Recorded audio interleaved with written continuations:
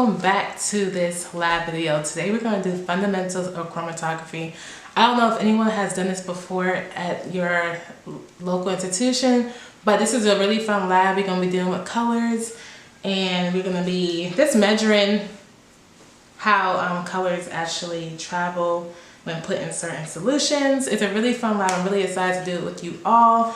But remember, safety first. Make sure you grab your goggles, your apron, and your, make sure you grab your gloves. That's what it is. So apron, goggles, and your gloves, because remember, safety first. You're gonna have to grab some household materials such as a paper towel, some water, but mostly everything, a pencil. Well, actually no, there's a pencil in the kit, but mainly everything is in the box. You're gonna need your scale. Just look at the materials list, because it's a lot of things that you need. So just make sure you get everything out before. Make sure you read through the actual procedure before, because you wanna make sure you have everything out and you're not lost with while doing the experiment. But that's all. This is a really fun lab. If you have any questions, just email me and let's get started.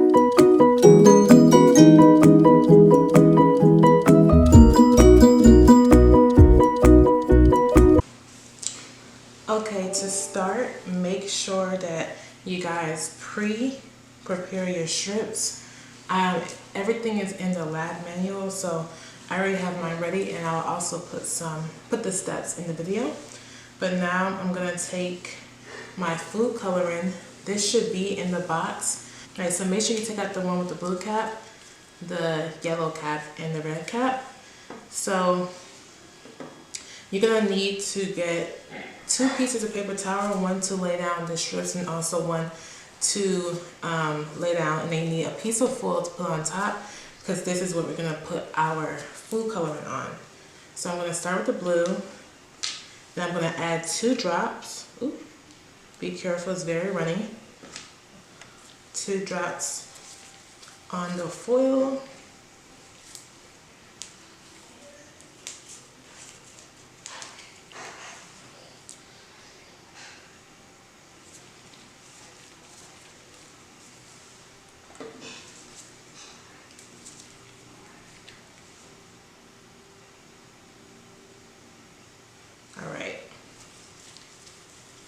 So we have our 3 colors now. Next, make sure you have your pipette, and then we're gonna dip it in there and put it on the paper. Next, I pre-cut my pipettes. So you cut 5 inches from the bottom. So I cut about this much, and I'm about to take this. So I'm gonna start with the orange one. So you're gonna tap it a few times. And then you're gonna put the dot on the pointy end in the middle. You could do this several times until the circle, the dot is pigmented. So I'm gonna do it 3 times.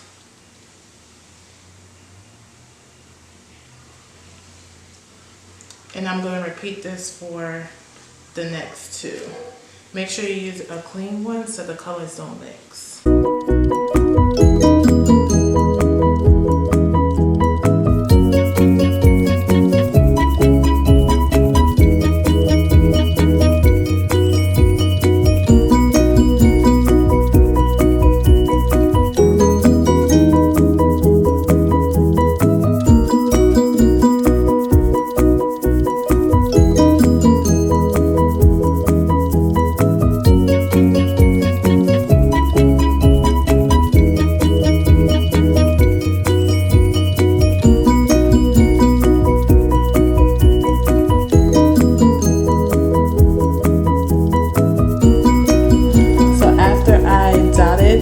Strips, this is my outcome.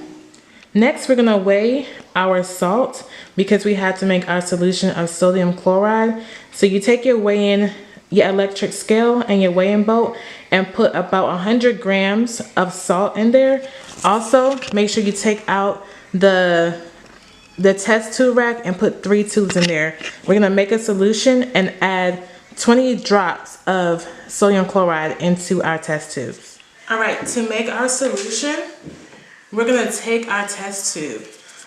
We need 100 milliliters, and this only takes 50 milliliters, so we're gonna fill this up twice and put it in this cup. You can take tap water or the water bottle, it's up to you.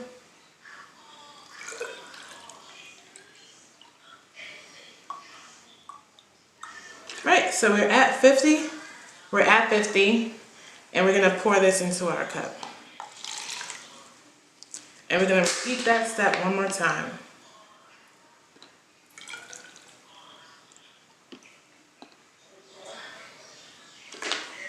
All right, pour that into here.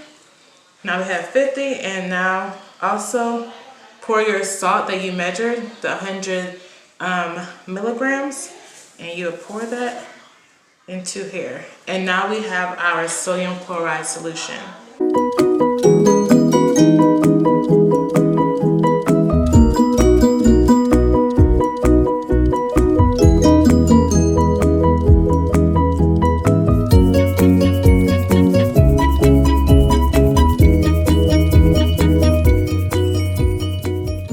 It should look like this.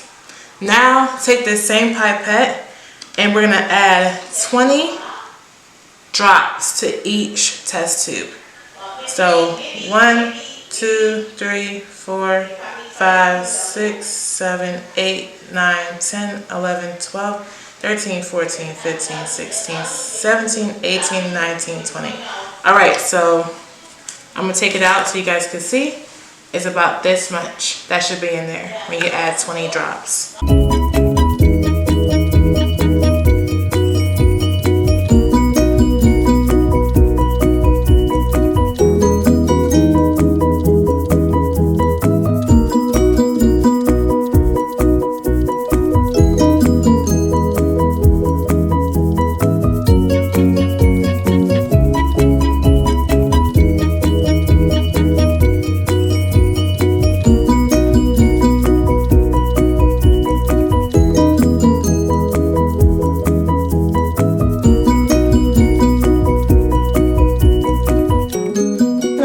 Straight pen to this line right here. Remember, in the beginning we drew a line 1.5 away from the bottom and then 9.4 centimeters from this line right here.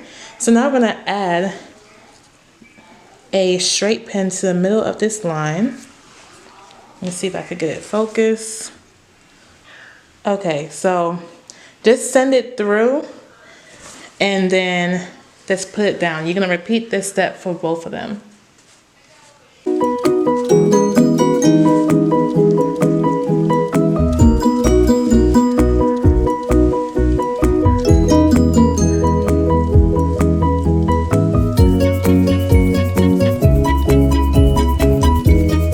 It's a little difficult, so just be careful and don't poke yourself. Okay.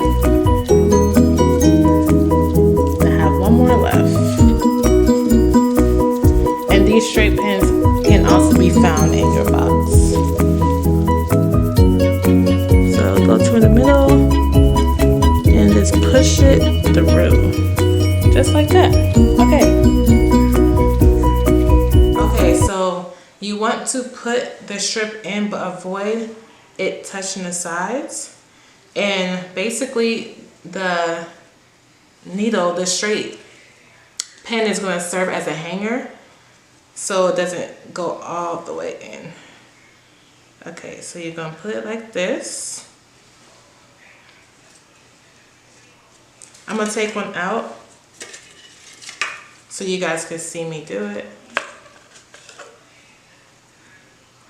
So you just put it down in here, try to put it in the middle.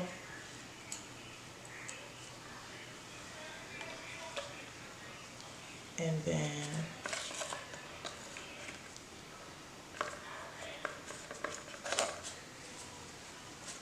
we're gonna add the last one.